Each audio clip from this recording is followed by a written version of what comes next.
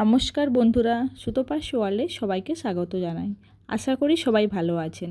আজকে আপনাদের সাথে শেয়ার করতে চলেছি সুজির হালুয়া। এটি খেতে খুব টেস্টি হয়। এটি বাচ্চাদের বা কোনো বার ব্রততে বা বাড়িতে কোনো গেস্ট আসলে অল্প টাইমের মধ্যে এটি রেডি করে পরিবেশন করতে পারেন। সুজির হালুয়া বানানোর জন্য আমি 250 গ্রাম সুজি নিয়ে নিয়েছি, আর আমি নিয়ে নিয়েছি কাজু এবং কিশমিশ। কাজু 12 থেকে 14টির মতো কাজু নিয়ে নিয়েছি, আর কিশমিশ প্রায় 50 গ্রামের মতো আমি নিয়েছি। এরপর আমি চুলায় একটি কড়াই বসিয়ে নিয়েছি।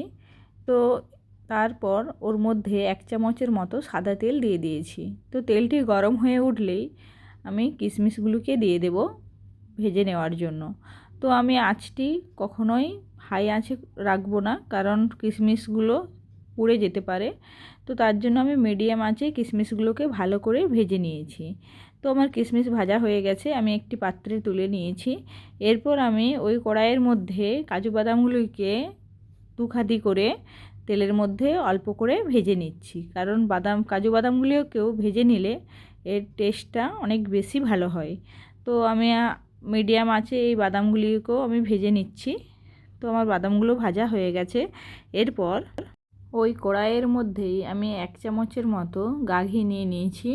এবার ঘিটি ওই কড়াইয়ের মধ্যে দিয়ে দেব। তো আমি চুলার আঁচটা বাড়িয়ে দিয়েছি, হাই ফ্লেমে দিয়ে দিয়েছি। এরপর আমি ওটার মধ্যে সুজিটা দিয়ে দিয়েছি। সুজিটা দেওয়ার পর প্রায় 4 থেকে 5 মিনিটের মতো হাই ফ্লেমে এটাকে আমি খুব ভালো করে ভেজে নেব। এর সাথে আমি স্বাদমতো লবণ দিয়ে দিচ্ছি। তো অবশ্যই সুজিটাকে ভালো করে ভাজতে হবে। যদি সুজিটা কম ভাজা হয় সেক্ষেত্রে হালুয়াটা একদমই হবে না, পুরো নষ্ট হয়ে যাবে। তো সেক্ষেত্রে খুব ভালোভাবে আমি ভেজে নিচ্ছি, দেখতেই পাচ্ছেন। তো হাই ফ্লেমে আমি সুজিগুলোকে যখন ভাজবো তখন দেখতেই পাবেন দানাগুলো একদম আলাদা আলাদা হয়ে যাচ্ছে, এবং এটার কালারটা দেখতেই পাচ্ছেন অনেকটাই লালচে মতো হয়ে এসছে। এরকম লালচে মতো করে ভাজতে হবে, কিন্তু আবার বেশি ভেজে নিলে তো সেটা আবার কালো মতো হয়ে যাবে, সেটাও যেন না হয়। তো এরকম লালচে মতো করে আমি ভেজে নিচ্ছি। তো আমার সুজিটা প্রায় খুব ভালোভাবে ভাজা হয়ে গেছে। সুজির কালারটা এইরকম ক্রিম কালারের মতো হয়ে আসবে। এরপর বোঝাই যাচ্ছে যে সুজিটা পুরো রেডি হয়ে গেছে। এবার এর সাথে আমি 200 ml মতো জল মিশিয়ে দিয়েছি, প্রায় 1 গ্লাস।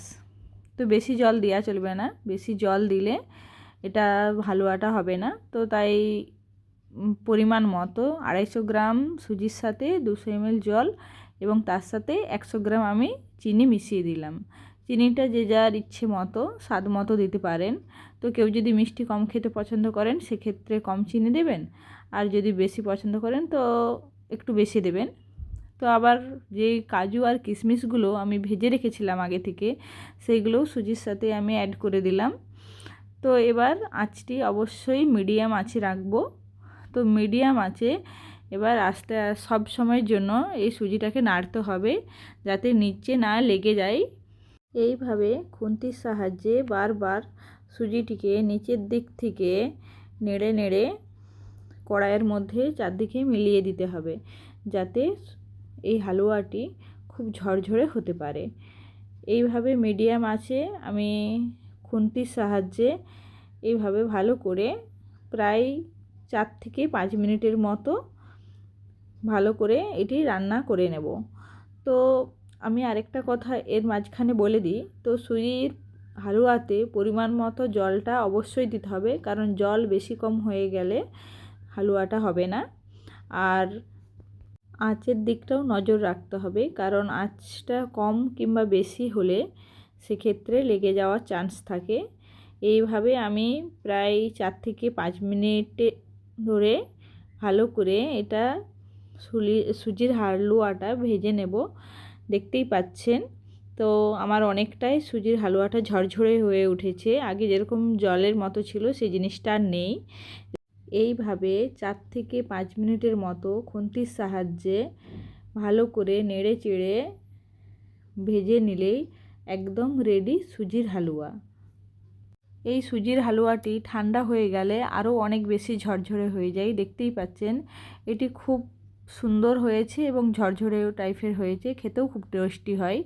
তবে আমার ভিডিওটি যার যার ভালো লেগে থাকবে লাইক, কমেন্ট এবং শেয়ার করবেন, এবং যারা এখনও চ্যানেলটি সাবস্ক্রাইব করেননি অনুরোধ রইল সাবস্ক্রাইব করার। নমস্কার, ভালো থাকবেন।